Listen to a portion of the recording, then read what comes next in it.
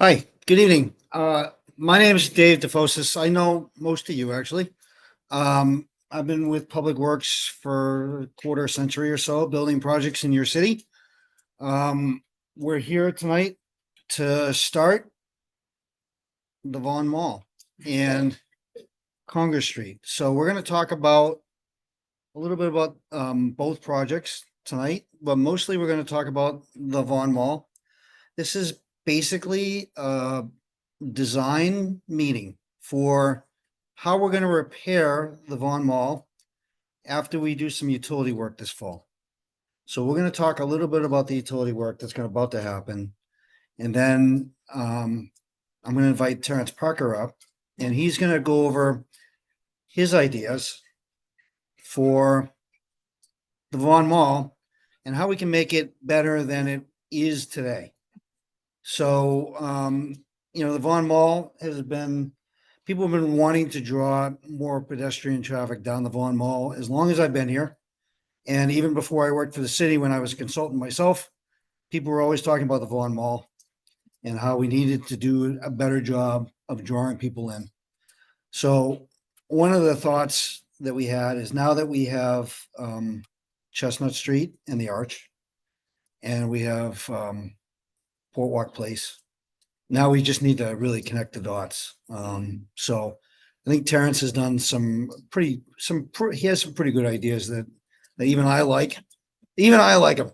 So before we get into that, right, very much a compliment. We have about 85 city employees here. And we also have 3 or 4 city councilors here. They're all here to listen to you and your comments regarding Terrence's design. So I'm not going to introduce everybody. I think that's just too much, but we're really interested on getting feedback on Terrence's design. We think it's pretty good. We're not quite sure if we're going to have the funding for all of it right away, but we think we have a pretty good plan. So if we can start that, how do we start this? Which button is it? That's not the button. Yeah, it's not the button. And webinar, no. Hey, there we go. Okay, so our engineers for the project is Underwood Engineering, and Deanne Rochette's here in the audience. He's listening too. But really, this is Terrence's meeting, so we're going to keep it mostly to Terrence. And then I want to flip by going. Okay. So let's start with the background. So how many people were in the Vaughan Mall on Labor Day weekend last year when the sewer collapsed? Yeah. Peter Rice was here. I was here. Yeah. We had a good time, right? Yeah. So we had a section of about 25 feet of the sewer for the Vaughan Mall actually collapsed. It was so plugged with grease that the pipe actually failed and then was blowing grease everywhere and other things besides grease. So we have local pipe here. We have local sewer pipes that were made by a guy called Denny Shea. And what it is, it's an unreinforced concrete pipe. And the thing's been in the ground for 140 years. So it lasted pretty good considering it was unreinforced pipe. And we have this pipe in a couple of other spots in town, but basically it's in the areas that had sewer before the advent of clay pipes. It's that old. So this Vaughan Mall was reconstructed during, I'll say the dirty word, urban renewal. And when they did that, they put storm drains down the Vaughan Mall. But they didn't replace the sewer pipe and they didn't replace the water main pipe. So the background is that both those pipes need to be replaced. And the storm drain pipe that they did put in 1972 is going to be too small because one of the goals of this project is to get all the roof drains and all the sump pumps out of the sewer system that they're discharging into now, so that the sewer becomes only sewer and not a combined sewer and storm drain. So we have to replace basically all the main utilities under the Vaughan Mall, with the exception of the gas line, which was already replaced about 5 years ago. and is basically located up against the Franklin Block building in that little sidewalk area.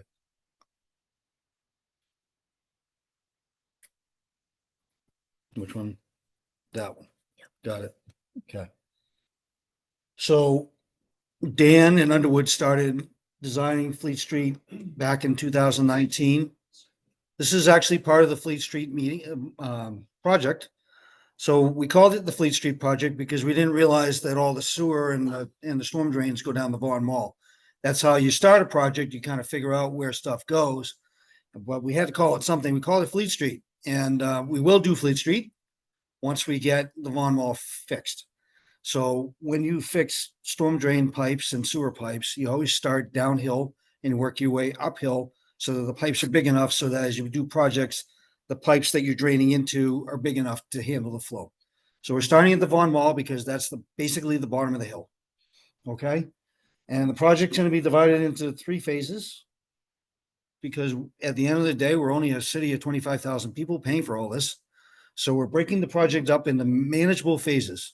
So the manageable phases are the following: A, the Vaughan Mall; B, Congress Street itself from Fleet Street to Maplewood Avenue. Okay, got it? And then C, Fleet Street will be actually the last project that we build in this phase. Why, as we do this, we're also setting ourselves up so that the flow coming down from Market Square toward Fleet Street will also, those pipes will also become big enough so that when we go into Market Square, all the stuff at the, again, bottom of the hill is ready to accept the stuff from Market Square. So all this stuff is being master planned by Underwood as part of this project. Water, sewer, and drainage utilities on the Vaughan Mall are all in critical condition. The sewer is the worst. The water is also equally old. It is original. And when I say original, it's from 1890. So it's the first, it's in 1890, 1891, 1892 is when they put the cast iron mains in from the Sherburne pumping station out of town, all the way down Islington Street. We've been replacing those for, seems like 30 years now. But so those pipes, and then the Vaughan area and Congress Street, it's all the same vintage. So that's when they got rid of the wooden water pipes and they went to cast iron so they could boost the pressures up. So the water is equally as almost as bad as the sewer, and the drainage, like I said, is undersized. So bids on the utility replacement have been received, and construction of the utilities is proposed for this fall on or about September 1st. So we're letting the summer happen, and then we need enough time to be able to construct all this stuff before it gets cold so the pipes don't freeze while we're digging. That's the reason why we're starting then. So we're waiting for just after Labor Day to happen, and then we'll start. So again, this slide kind of shows 2 phases. The first being the Vaughan Mall and then Congress Street thereafter. So we've already bid both these jobs. We have numbers on them. We have not released Congress Street for construction yet, but we know what their bid number is, and we're going to wait till the Vaughan Mall project is over before we even think about doing Congress Street. But it's in the bid technically for next summer. When we go to start Congress Street, we will have a pre-construction meeting for Congress Street. I don't want to talk about Congress Street tonight because I don't want to dilute the meeting into all the kinds of different things. But Congress Street, it's kind of already been bid. It's basically being put back mostly the way it is, with the exception of we're widening a sidewalk on the Jumping Jay side. But other than that, it's going back basically the way it is. And Congress Street is budget dependent. So we only have enough funding to do small chunks, as like I said. So we'll see what happens in the Vaughan Mall, and then we'll go from there. This is an engineering nightmare showing in graphical detail by Dan. The blue at the top, the blue horizontal pipe is the new water main. The green pipe is the sanitary sewer line, and the purple line is the new storm drain. Now it's looking down from above. So the stage is right here.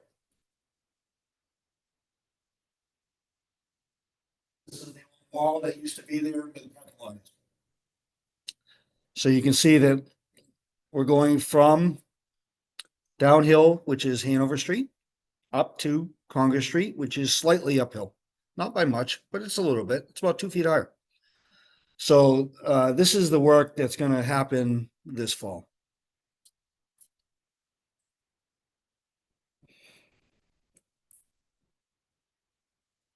And we're going to go into landscape design. So one of the things that's important to note is that we're going to lose some of the existing trees in the Vaughan Mall. Terrence is going to talk about that. We're saving quite a few of the trees in the Vaughan Mall too. So the trees that are adjacent to the stage area are all going to get saved. There's provisions in the bid to have arborists on site to airspeed around the roots so that we can get through.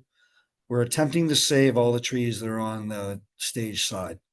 But the big oak trees that are in the middle of the Vaughan Mall were planted directly on the utilities that we have to replace.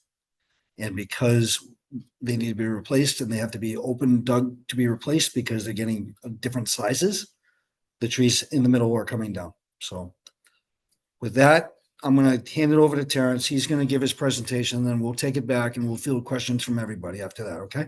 Thank you.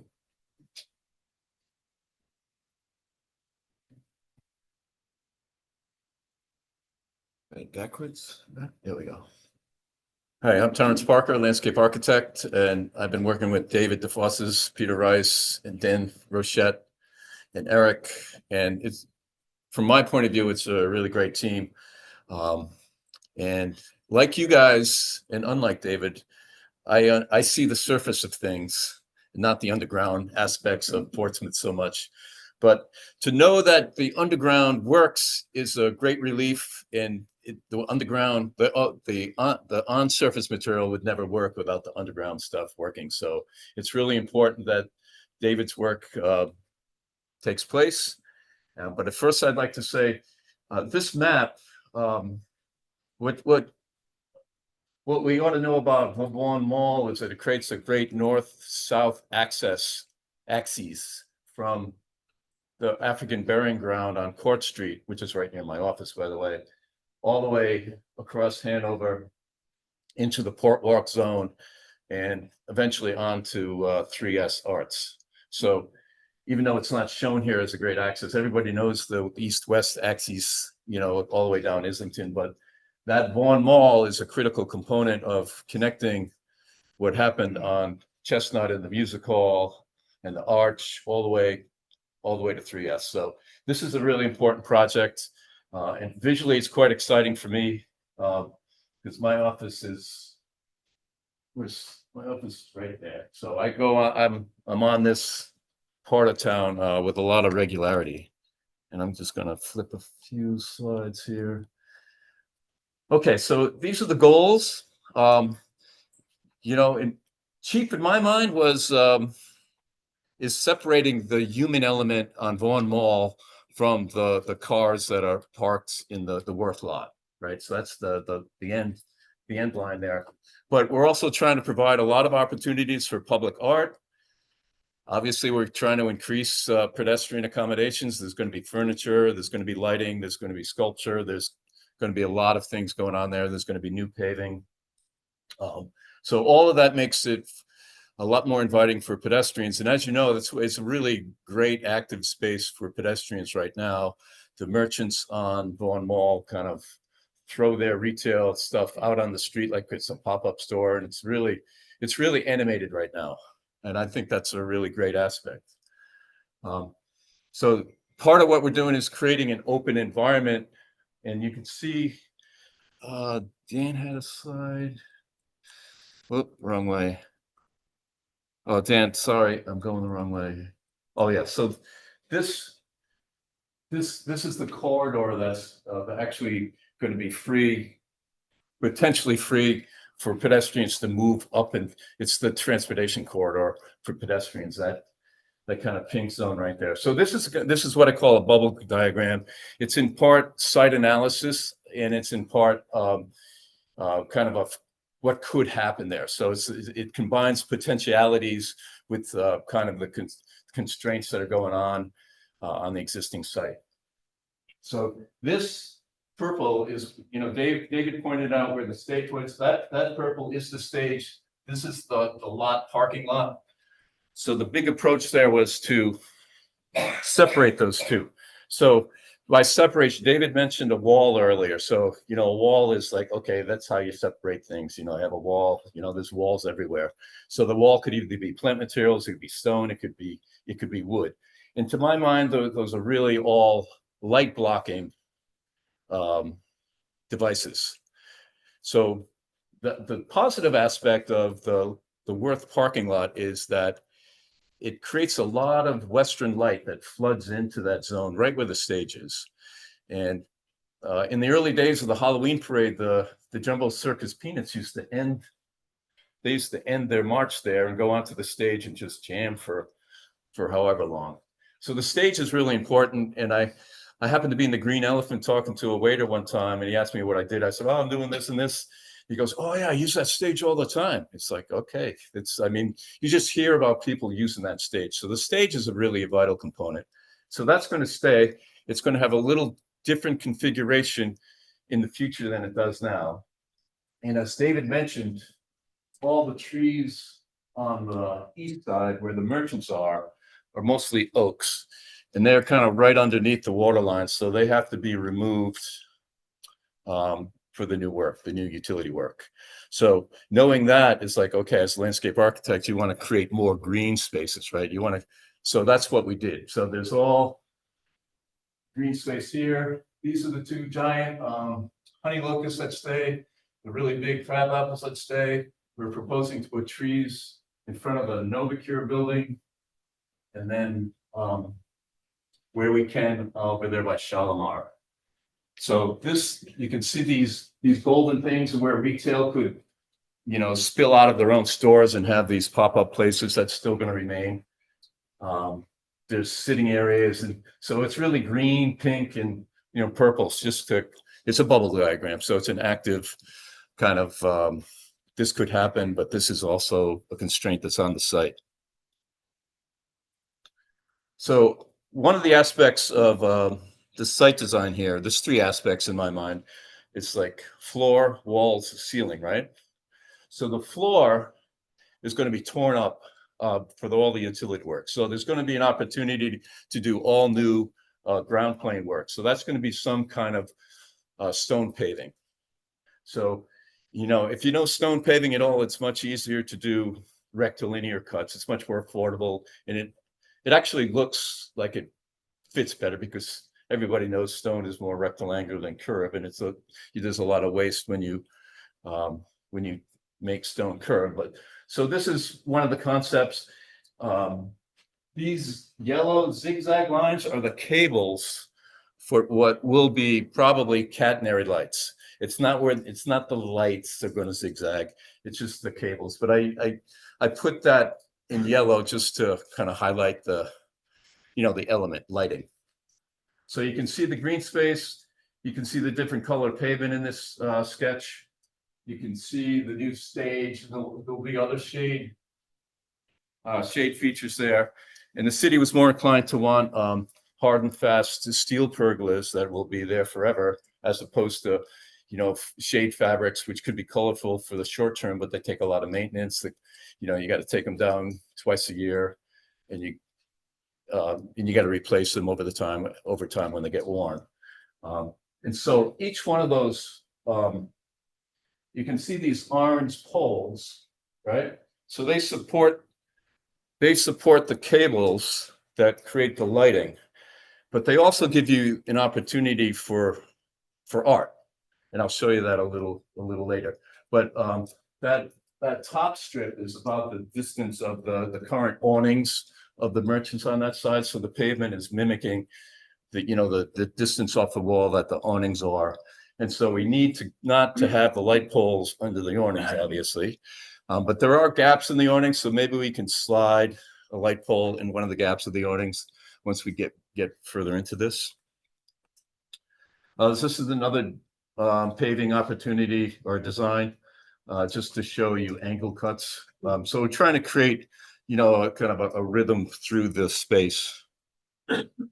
So this is the blow up of that stage area.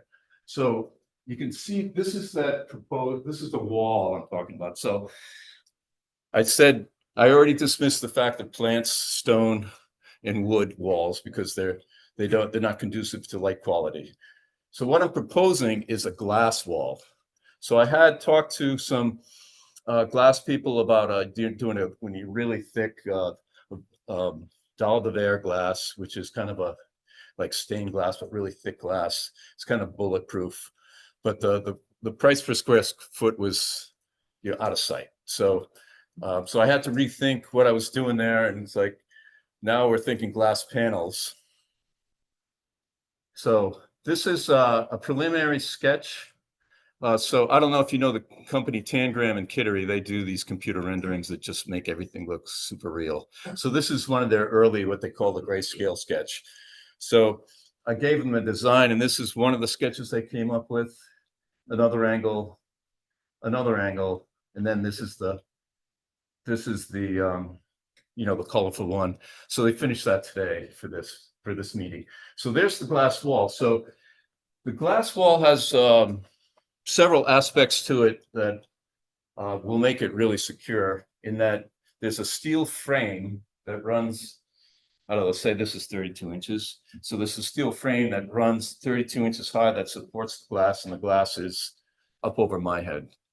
So it's like the glass is 4.5 feet, but 32 inches off the ground. So the fact that it's 32 inches off the ground gives a lot of airflow underneath the glass, and it prevents vagrants from hanging out there, because from what I understand from David and other people at the DPW, that once upon a time when there was a solid wall there was vagrants hanging around on the bottom of that wall. So that's not going to happen with this installation. So it's secured on the top with a steel frame, and the pergolas, the glass goes right through the pergola, so the pergola becomes part of the structure of the glass. So you can see that it's glass goes right through there. So these glass panels are not exactly what it's going to look like if it gets built, but the concept here is to go like New Hampshire, you know, ocean to mountain. So blue to green. So with so every panel is 32 inches wide. So it gives you an opportunity to do something different, but in a gradation way. So it has all the colors of the rainbow potentially in there, but it's done in a gradated way, incremental way. So it goes from blue to green, and you're potentially going to see light. You will see light pass through it, and you can see the cars in the background there. So that's an important feature, because it catches like an enormous amount of western sun. So this could be illuminated at night, not by internal illumination, but from exterior illumination, which isn't shown here. But it's going to be a sunlight magnet. So where a planting or wood or stone might be dark and kind of brooding and too much of a wall, this is going to be that kind of iridescent wall that is going to be super attractive to the pedestrians there. So you can see there's different styles of lighting. Whoop, that is, don't want to show that yet. But so the other aspect is, and David brought this out, this was a really, I thought this was a brilliant idea, is that, you know, there's pickup trucks and all sorts of cars that park either tail in or face in on the back side of this, right? This car's face in. And so if there's a pickup truck with ladders or something hanging out, it's like, okay, the ladder could, you know, the ladders are like way off the back of the pickup truck. So this will be probably a sculpted barrier.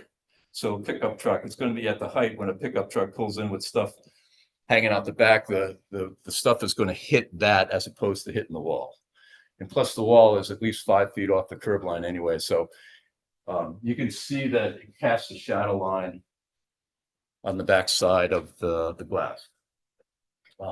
So there's pergolas that'll have, they'll be open to the sky. They'll cast a shade from the south and western sun. So there'll be shady spots, and there's going to be plenty of opportunity for furniture in this particular space. And there's a form of catenary light you can see that the cables are going across it. And if you remember on that concept drawing, the cables were yellow.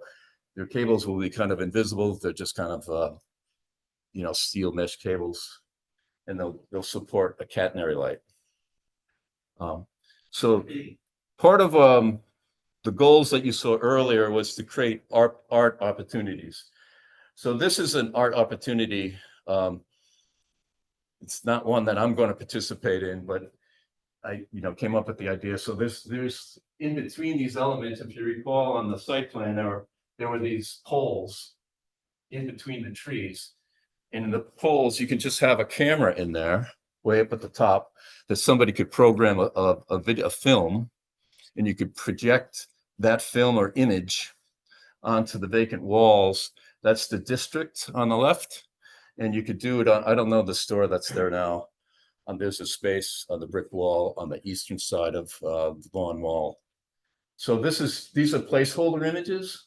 So they could be little changing videos that changed. It's an art opportunity. The park committee in Portsmouth will have to announce this so they can have the competition to find the videographer or the still images that they want to put in these polls. But that's another way to animate the space in a way that I think is really exciting, because it's going to change all the time. So they can have a rotating set of images, because there'll be, in total, I think there'll be 5 polls, the 4 here and then 1 on the other building. These are famous women in town. Celia Thaxter, or there's a blackjack. So part of this is me extrapolating images from Jeff Bolster's books that he's written. So it's been really fun for me to work with Jeff on some of those things. So Celia Thaxter, Sarah Orne Jewett, and Alta Roberts. I don't know if you know those characters in town, but not in town anymore. So there's other art opportunities. So if you take both ends of the mall, this is the end of the mall by Shalimar.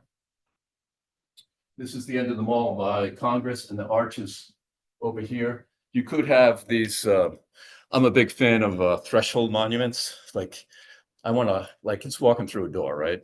You want to like feel like you're going into another space. So those are potentially art opportunities in that, like, okay, park could have a competition for threshold monuments. So this, I mean, and this is the, floor. Oh, sorry, I counted wrong. So the floor light poles that could cast projections. So there's, so 4 so there's 8 art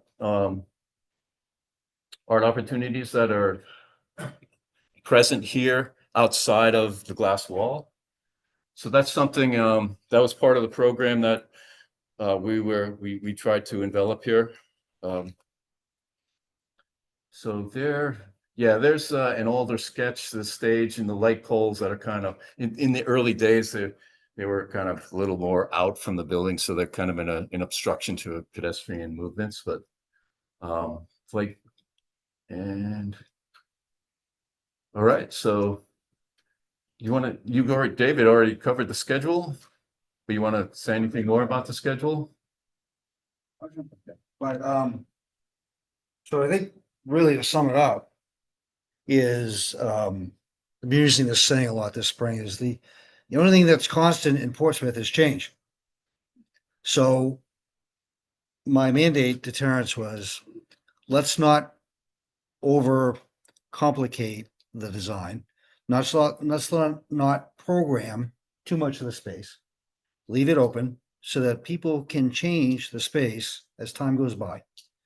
So that one store goes here, they want to do something with their area. Another store comes in, they want to do something else. Let's not over program the space and complicate it so much that it can't be changed. So that's one of the things I really wanted to hit home. As far as the schedule, one of the mandates in the contract that we already sent out the bid for the utility work that's starting in September is the contract set up to do work in the shoulder seasons. Now, we know that nobody, and I mean nobody, wants us there. But we have to get it done when the ground's not frozen. So when is the ground not frozen? Well, the ground's not frozen usually from St. Patrick's Day to graduation, more or less, okay? And then after Labor Day to nowadays, we can work till almost Christmas. Usually the third week of December is getting pretty tough. So because we're doing water main work and we're gonna have to do temporary water mains, we need to worry about, we can't operate in the cold because the water mains will freeze overnight while we're gone. So the way the contract's set up is that we do work in the shoulder seasons and then we fly away. We go away for the summer, go away for the winter, come back, go away for the summer, go away for the winter, come back. And this will go on for a couple of iterations until we get the puzzle put back together. So that's really the way it has to be. We need to give the contractor enough time that they can sizably, I mean, this is not some dead end street. These mains connect to big buildings. They connect to other big streets. They are big mains. They need time to be assembled. It's not like working on a little dead end or in a little residential neighborhood. This is real deal utility work. Landscape restoration, Terrence's work, once we go through this design review and we pick something that we kind of like, that'll go out to bid separately. So that's not necessarily going to get done by the contractor that's there. It might, but it might not. So this is kind of a separate, we didn't want to rush this.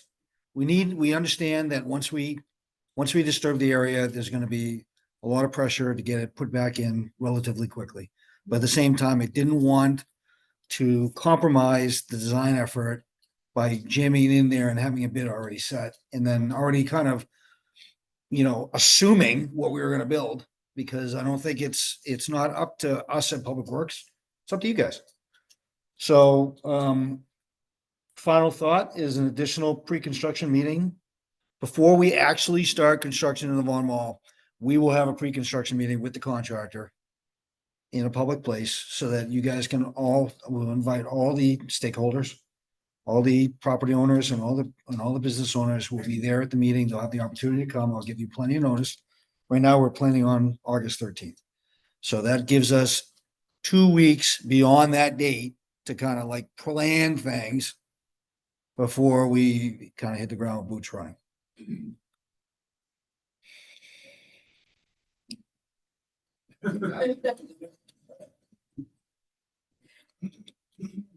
And I already said about March 15th, so that already there. And then if we go to Congress Street, we'll have another pre-construction meeting for Congress Street because we understand that's a whole different really set of stakeholders and people are going to be involved for that. Okay, so that's what we had. And now we're interested in what you have. So feel free to ask questions. Yes, go ahead. Thank you.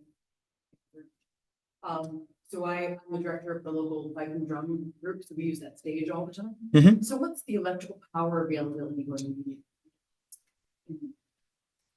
We will set that up. We haven't got there yet, Michelle, but the power cabinet got replaced when we did the Worth lot improvements. There's plenty of power supply there. We can do anything we want to. There will be power at the stage for sure. Yep. And then and then we'll of course have the power, the luminaire, we'll power the luminaires from there. We'll have outlets in different spots so that we can do different things and program things like we want to.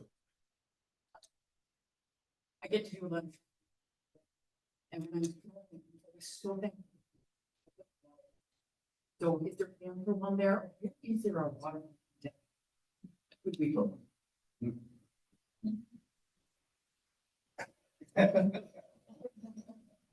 Shall I show some more? I can't think of a reason not to. We're gonna have a water supply there. Yeah. We will look at programming a water fountain in there. And the third question, because that's a new corridor is a tremendous amount of for our place that we just into downtown. When I walk by there every day, I'm always directing people down the Vaughan Mall. So how are we gonna get the people in the hotels to downtown when this is being constructed? Fleet Street. So keep in mind, and I didn't talk about this, thank you for letting me bring it up. So the contractor works during the daytime, during the week, okay? So most of the people of which you're talking about are people that are there after hours. So that's gonna help. Everything's gonna be safe and backfilled at the end of the night. Okay? During working hours, we have to keep access to the stores going, right? That's mandatory. I mean, I have to do that for them. So that we're thinking that that sidewalk area that's along the Franklin block, that's gonna stay mostly intact throughout the construction, so that people can go back and forth along the storefronts. So that'll all happen, and then when those areas do get impacted, we will reroute pedestrians around us. Okay. Yes, Dave? Yeah, so Dave Brown, I'm with the zoning board of adjustment. But one of my points is based on the experience of the signage that you talked about. I don't know how much interaction you have with the planning department, but it is something that is very sensitive for our zoning ordinance. The roof display that's on, the building that you work out of, had to go for the zoning board of adjustment for a variance. Because of our sign ordinance kind of starts to conflict with public art. There may be a Supreme Court case that came out related to with Conway that may affect some of that in the future, but just something that really needs to be thought about carefully. And changeable signs is also a very sensitive issue in our zoning ordinance, where anything that is in motion is currently prohibited. Signs, but not art. Yeah, what is art? What is a sign? Again, our zoning ordinance had struggles with that. Yeah, So I think I'm not anticipating that we're gonna put Eat It Joe's up on the wall. You would be surprised, again, we play. So, just something you need to work very. Point well taken, but it is intended to be art and not signage. Yeah. It's intended to be, but again, working. I know. Yeah, That's awesome. Second is, several years ago, we had charrette that looked at what we could do in the future for what, as opposed to just, either part of it or all of it becoming something of the parking. So I'm just curious what your thought process was as you were developing the plan for Vaughan Mall. How it could be connected to some future plan for the work lot that would make that a more usable space rather than just parking. well, certainly would cut down on the sunlight going through the glass wall. Well, So I would say we'll broach that when we get to it, if it ever happens.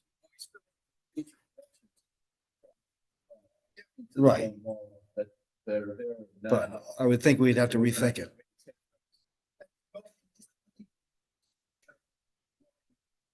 Right.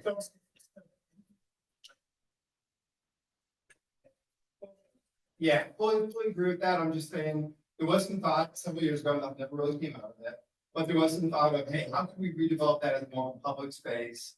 And I just want to make sure that you're thinking of that as you're working on your final design. Of how could we, ensure connectivity if this became something more than just a parking lot in the future? I think the intent was not to develop a building there so much as some better use of that open space and keeping it as largely open space.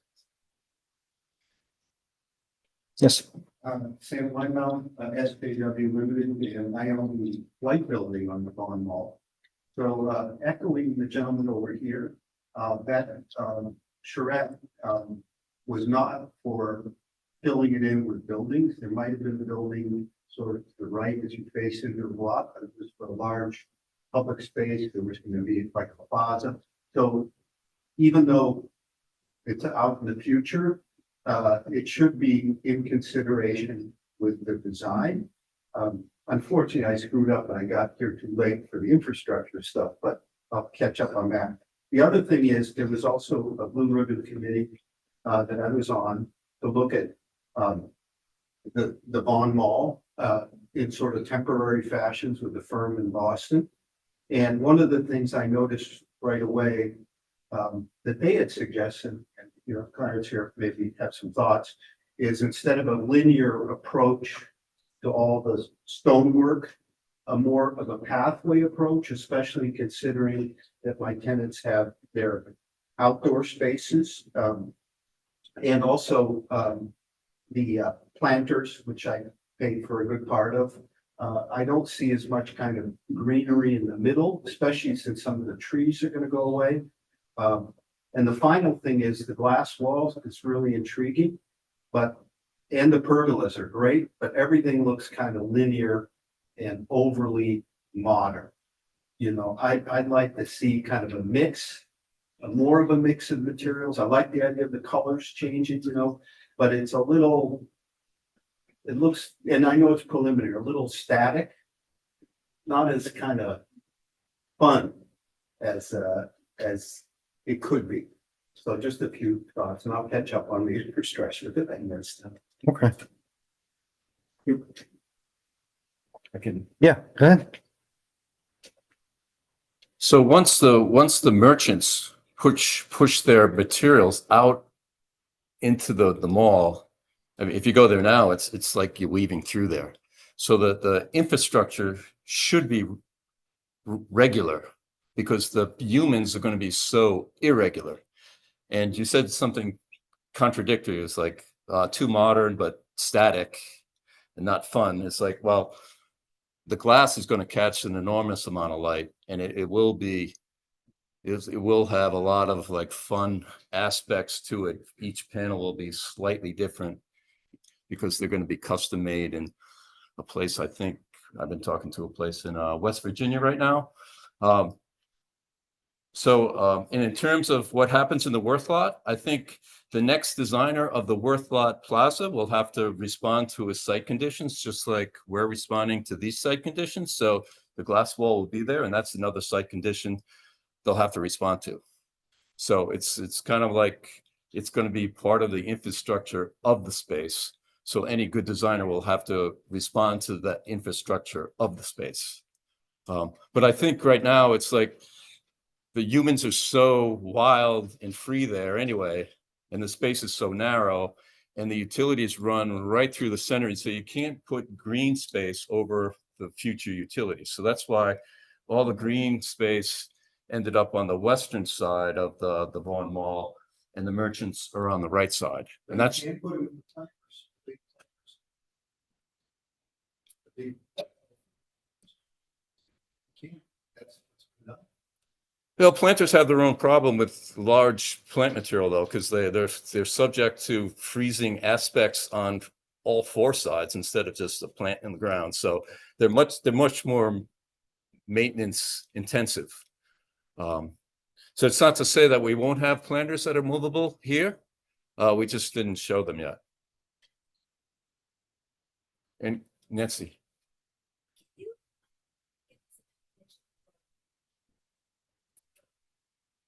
Well, it's an open definition, but it's, you know, it's like the column and the flag. I mean, this is a foot through it. Be enough space on the other side. So it's anything that defines a space. It doesn't have to enclose a space. It's just something you walk through to go into another space. So the threshold art we had in mind here was opposite the arch right on Congress, and then over there by the Mexican restaurant and Shalimar. So when you come in off of Port Walk, you can see some threshold art. You say, okay, that's a place that's cool, and let's go there.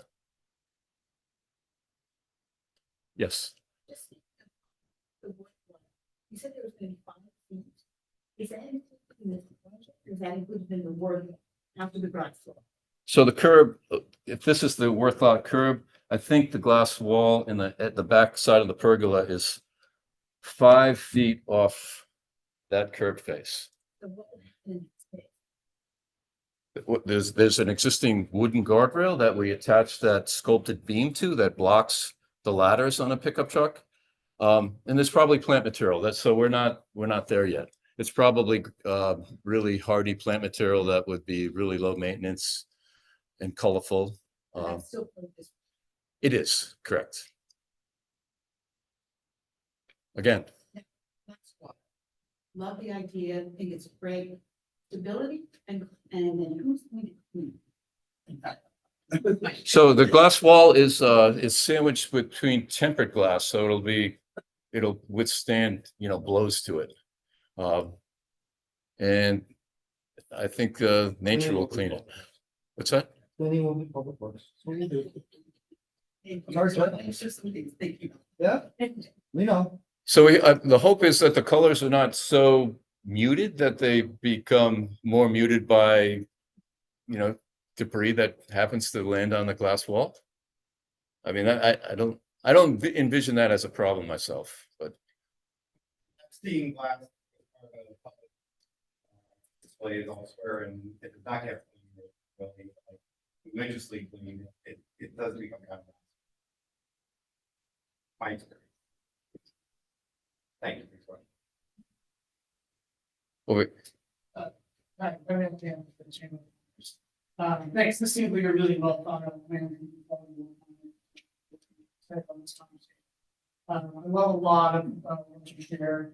Hard look, I think are fantastic. I think there's a lot of great stuff there. My only two thoughts are, that Vaughan Mall is commonly like a scooter dumping zone right now, like, there's a lot of common parking for that, so if we don't plan for that, they're gonna park them somewhere, so we gotta kind of think that through, whether that's like in the working lot or somewhere on the mall, just because that's a common spot. So my other thought, is, some bicycle parking areas. I think it'd be nice to have there too, because it's a nice out of the way spot where we can park a bike. So those are my two thoughts. And then the last thing out there is the lighting, as it was shared, the big circle lights. I've seen some of that before in some of the early map sketches for some of these projects. That feels very modern to me, and it feels, if you are walking from the music hall, and there's the historic type lights there, and then you come across, when you get to Boardwalk, there's historic type lights there too. It just seems like there's a big change there for the Vaughan Mall, so I would look to kind of look at some more historic style lighting to keep in, particularly with our historic district downtown. But love it. I'm sorry, I was at a story, so parlay on with what he says, these cat thing is going, land was really important. And I agree with what he said about keeping the period lighting. It's just more like whether it's more powerful bulbs or something. Because if it's well lit, people will be there and it's the place where people gather. Right now, the current street lighting just isn't enough to do the gaps in dark areas. So I think keeping in line with the same lighting would probably go a long way, but just better lighting. okay. I think that's the intention with the design team, is to create a well-lit space. And the right, I'm sorry, the last thing, and the right side like off, like.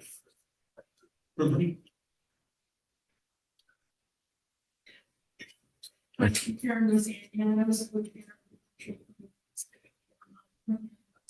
Commission. And just a couple comments actually from our work group, which is the collaboration resources work group from the Commission. Again, just want to thank you. I think you're hitting upon a lot of the things that can be requested. That's actually documented in the plan. So thank you on that note. Just wanted to add with regards to accessibility, we have a lot of feedback on that. Just making sure the furniture, wheelchairs can pull up to it, and the whole thing can easily to deeper keep. And sadly, this day and age, just making sure we got a solid glass wall, but there are emergency access points through that, and it's not a straight line. The building's on one side and glass wall on the other, so something to be mindful of. Other things that we've heard in the cultural plan is ensure that we're using local artists as much as possible. And the talent here. Might there be an opportunity for a community art project where the community can come together and help build whatever the art piece might be? Just an idea there. The bike rails we did it from, and we're gonna put a water fountain, which I love. Could we also have them for the dogs, which I hope we have that here side. Just up there to be attached, and just offering collaboration on behalf of the Arts and Cultural Commission that we're happy to do with you and where we can help support this. Is that the same as park? No. No. Thank you, Sean. Judy.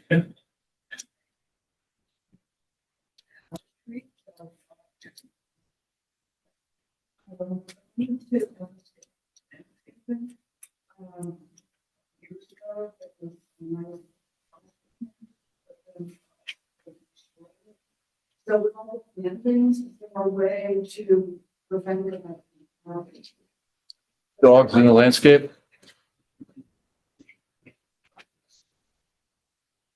We haven't got to the landscape aspects yet, just yet. But keeping dogs out of the landscape, there are, I don't know if you've been to Japanese gardens, there are those little tiny fences that are kind of not real barriers to humans, but they could be to dogs. And I mean, they just signal, don't go in. So, dog owners, I'm a dog owner, but, I'm not sure how you can control dog owners, but, Well, we'll keep it in mind. we will keep that in mind because, we have to have super hardy plants in there. And though to be super hardy, it has to be able to withstand dogs for sure. So we will keep that in the forefront of our endeavors going forward.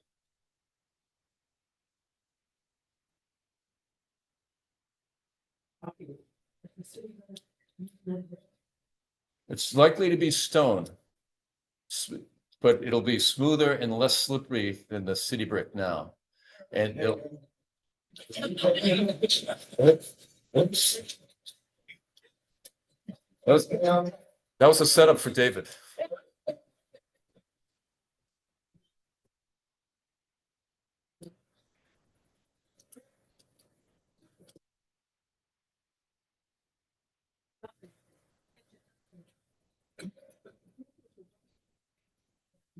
Well, so I think what we'll have a sub-base pavement, bituminous concrete with stone on top of that, which will ensure super levelness and texture. But it's preliminary at the moment.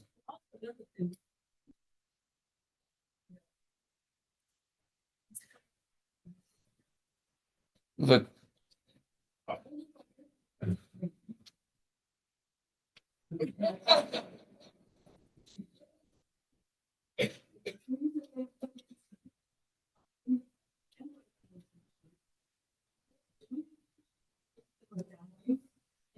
Many of them are the grapes just have weeds coming up out of them and it's not pretty good. so I would suggest that. What's that? Say that again? Yes. No, I'm a believer in, like, if there's a tree in front of your house, water it, take care of it. It gives you shade. It's like the city is putting it there for your benefit. So it's up to individuals to take care of this stuff. I mean, that's me. I'm a landscape architect and I have a bumper sticker on my car that says trees are infrastructure. So I take care of it. I mean, the city has a real problem because trees need a lot of soil volume. And a place like Islington Street is like this wide. So it's like, how do you put a tree there and give it soil volume? And so tree grates are a necessary evil. And I wholeheartedly believe that if there's a tree in front of your house, take care of it. Okay, but I would adopt a tree. Or more than one tree. Well, these trees will not be in grates. They will be, because I'm a landscape architect, I try to create larger planting volumes that are be curbed off. Free range trees? Right. Free range leaves. So the trees will have their own environment and not be subject to pedestrian movements. And so consequently, there'll be a curb, and so it'll be a little less accessible to dogs because it'll be a visual barrier for a dog owner to say, and then don't go in there, pup. But it's a public world out there, so it's, people are going to be trampling all over places.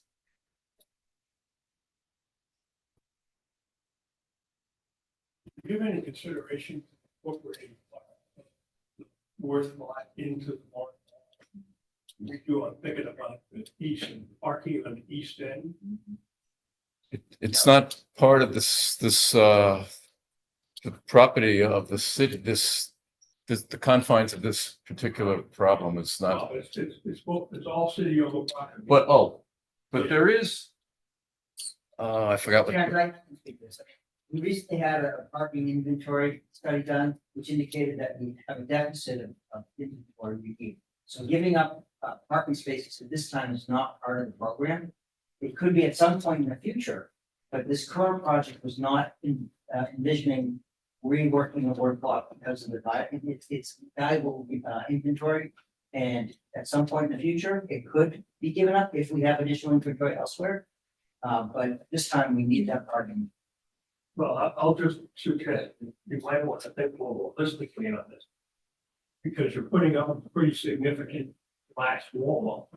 If 2 years from now you decide you want to give up some of that space, you're gonna have to rip up all the property you just put in. I would just think about those spaces that are east facing as an opportunity to push the stage back further into what is now the work lot. I think sometimes you have a fair number of people when there's a performance at that stage, and they will have a tendency to block the flow of pedestrians. Now that you've got a lot more of the store owners putting, seating and product out on the sidewalk, which you didn't have as recently as 5 years ago, you're gonna create a real opportunity, a real problem of congestion holding back the flow of the pedestrians. I just think that I would look at using some of that space, even if it wasn't the full 10-foot or 12-foot length of the east facing parking, but I think it would make a better pedestrian outcome for the mall. well, we'll keep that in mind going forward. And like Peter said, it's a city issue that they're thinking about regularly. So I think we'll just have to keep it in mind. Yes. Not really a question for, did you think about, one of the things I do love is for the movie all did in that whole pathway to up there. And I see that as a path that should just cross Congress Street with brick if possible, and that path just continues through Vaughan Mall to Hanover. So kind of incorporating some of what music hall did, some like granite pieces, benches, curb benches, pieces. It just would seem like it'd make it more consistent and more what we're aiming for. We want people to walk from the African American to through there, or from Fort Walk Place, downtown. So just curious as to, is it possible? Well, I didn't to make talk that about that. path to the right through When we did the design of Commerce Street, we looked at the visions, what we could do for base crosswalk there. Did that type of thing. The drainage is set up to do that, and we can still pull the trigger on that. If we need to. But so we did put a little bit of thought into that, because we thought that people might want that. So we haven't thought about it with it. It's not a development idea, so it's still an idea that's possible later on.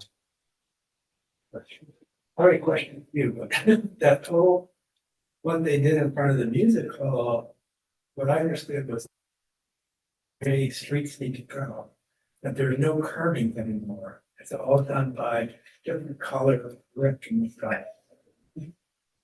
They're doing it in Europe, I guess. I remember seeing something, where there was this huge intersection that they just tore out all the curbing, they did it all with different colors. So the Music Hall Street is a multi-purpose street. It has cars, school buses, and pedestrians. So the lines there are to designate the kind of normal width of a street in a sidewalk. On Vaughan Mall, there's no cars at all. So What do you think of Congress? Congress.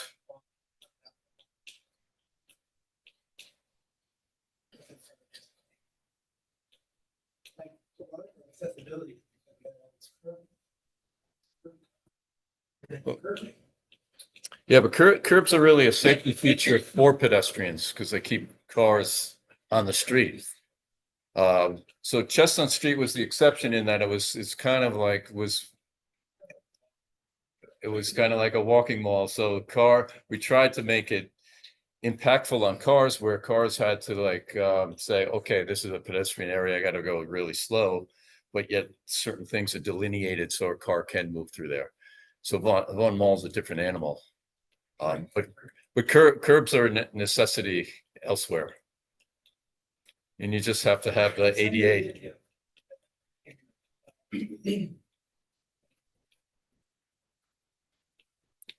Yeah, well, Europe's also a different animal. Yes.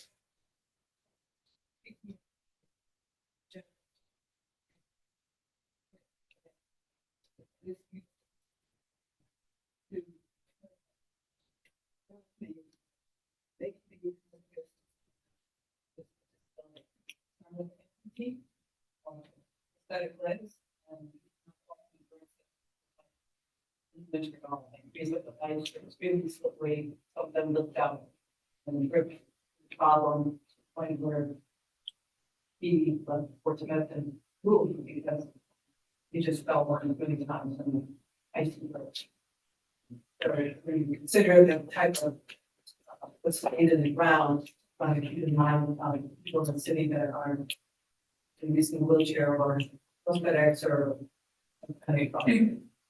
Well, I think that's why the city was kind of leaning toward high textured stone. So, yeah, and then David aptly pointed out earlier that the city's using a more textured brick than they had in the past, so that's all good. Way back? Very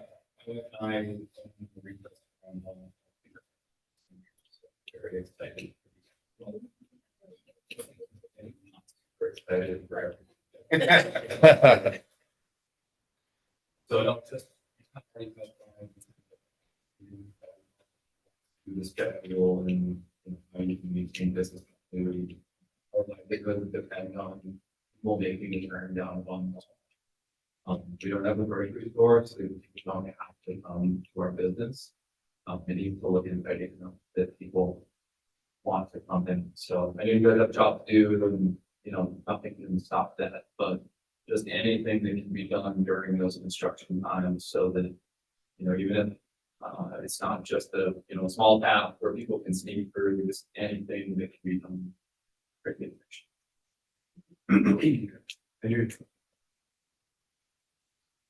I think the city's really cognizant of making things accessible to the merchants. So I'm not a city employee, but it's what I hear regularly. So I think they're going to be on your side. Well, it's a hand way in the back first. Sorry.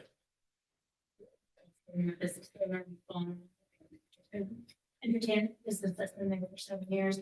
And my business is really busy on nights and weekends and we are there all year. I'm more worried about the they're taking up all that's the problem already. When Novacare came in, it's an issue. I understand that they're paying fine, but there's a lot of people that come in and when there's a lot of work being done, they're taking up all of those parking spaces that could be paying customers. I would love it if everybody who's working on your project parked at one of the garages. Thanks. I don't know that you probably charge small picking garages, but a garage is low for the utility truck. But keep in mind that when you're building a building, you might have 40 or 50 workmen in the building working. When we're building site projects, typically it's one contractor, maybe a subcontractor. So we're talking maybe 6, 7, 8 vehicles total, the entire project. So it's a different animal. Let's keep that in mind. It's not gonna be, it's not gonna be, I'm not gonna hire sheep farmers. Painters, legal works, painters. Yeah. Unless they're doing art. Yep. Unless. Yes. Unless they're. I'm Dean Smith from Nova Cure, so sorry about the parking. In your landscape design, you have put large trees in front of our building on Vaughan Mall, which is gonna block our display, so have you thought about types of trees or what landscape you're gonna be putting in front of the building?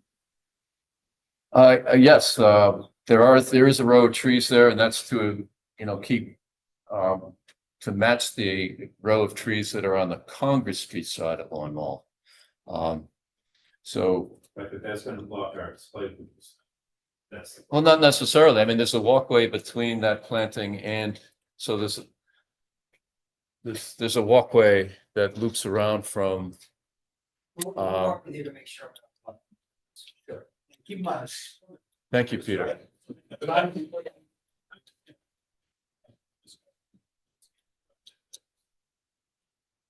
When will we have? Oh. Not tomorrow. Bear in mind, this project's separate, the infrastructure project is separate from the reconstruction project. This reconstruction project hasn't been budgeted, hasn't been completed, so you're gonna have a temporary palette that's like it's a canvas that you can paint on afterwards to get, the art that Terrence is putting out, but it's not connected to this existing project. But we're starting the discussion tonight, so. Right. thanks for all. Yeah. This isn't the last time you can have it on. Yeah, the work that I showed, I mean, at earliest would be September 2026. Yeah, so Or you'll have plenty of time to have input onto the plant materials.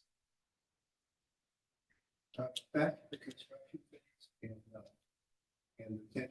I mentioned.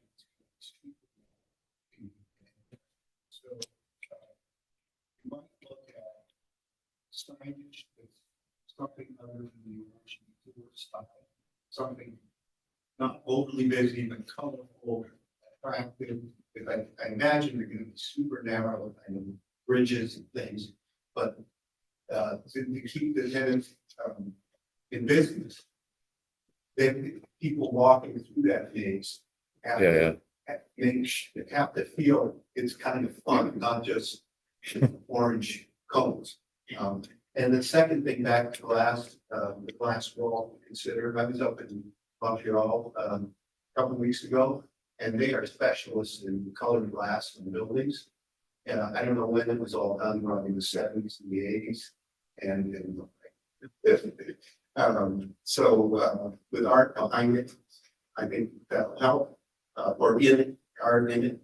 But I'm really just looking at that initial kind of linear wall, different colors. I'd like to see it sort of broken up with other elements that are a bit more natural in the mix. So a panel, maybe some kind of a wood structure or wall, something that isn't as linear, that mixes materials that reflect words a bit better.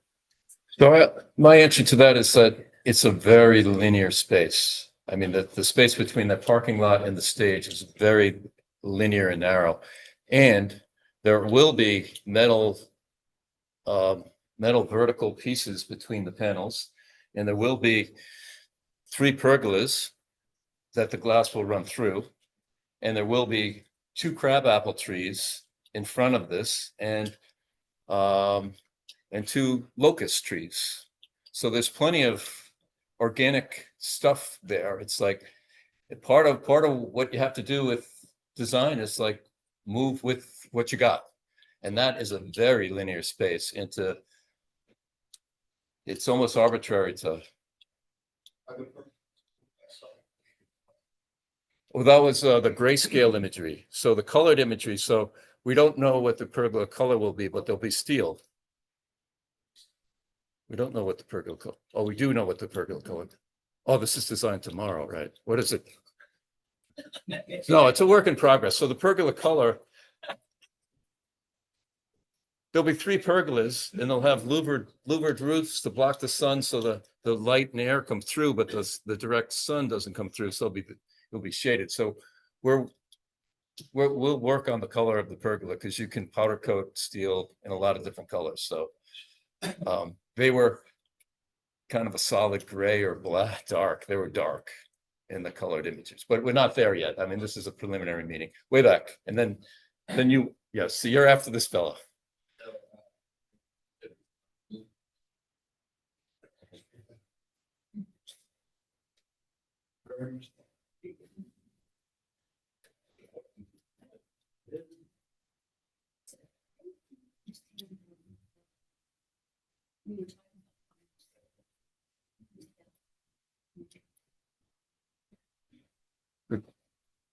What's the question? Congress Street?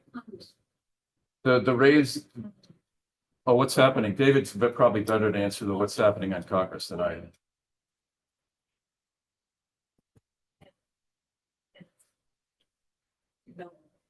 So what I said.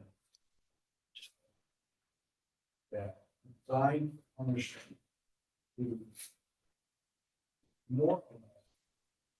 What it is. What is already going to traffic safety. Which is widen the sidewalk. Just post on the street. In front of let it. And then up in front all the way up to Jones. Kearsarge. Kearsarge. So that's our.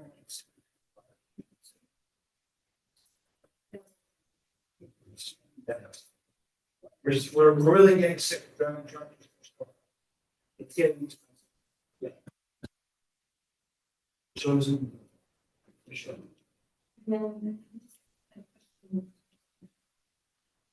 Why is it now if you are just waiting as I was expected my face?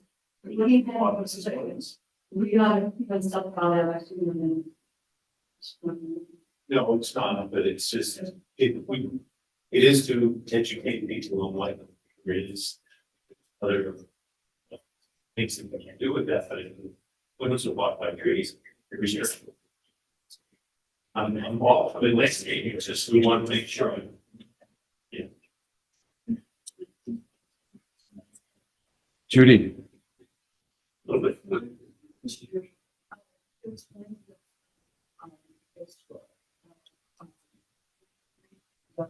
Sidewalk, running the road. Yeah, that's what we were just talking about. Yeah, it's fine. I didn't mention the go, but I mentioned.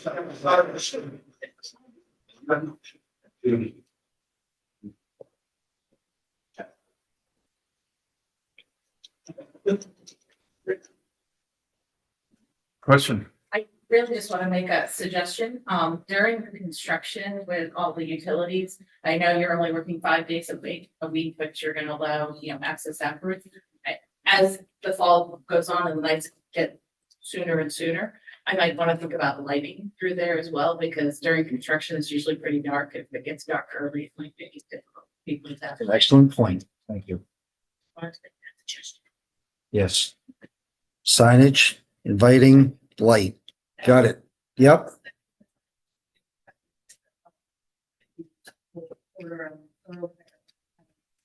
Mostly at night. Signage and lighting. Like to make it challenging for me. Okay.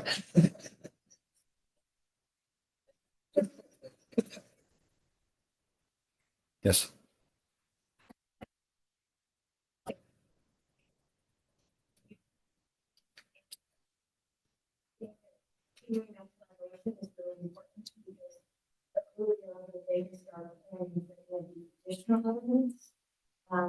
Then you cost less to get them installed if we're doing it all. It's easy. Yep. Okay. One more. One more. One more.